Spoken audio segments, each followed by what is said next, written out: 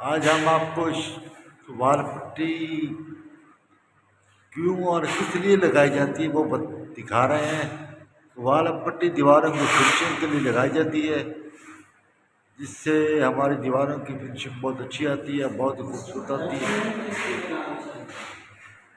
जहाँ पर ढलकी होती है ना, हम इसलिए हम वाल पट्टी लगाते हैं कि वहाँ पे वो चीज़ें नज़र ना आए।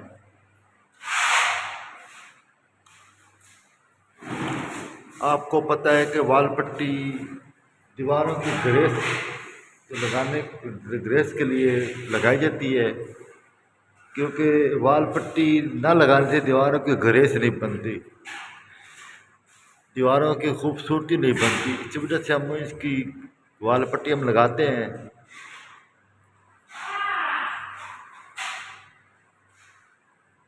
वाल पट्टी लगाने से हमारा काम बहुत अच्छा, मेयारी और खूबसूरत बन जाता है।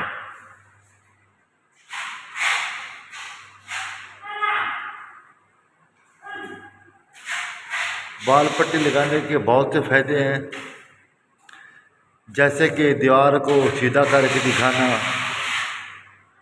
जैसे कि फिनिशिंग पैदा करनी, वगैरह वगैरह।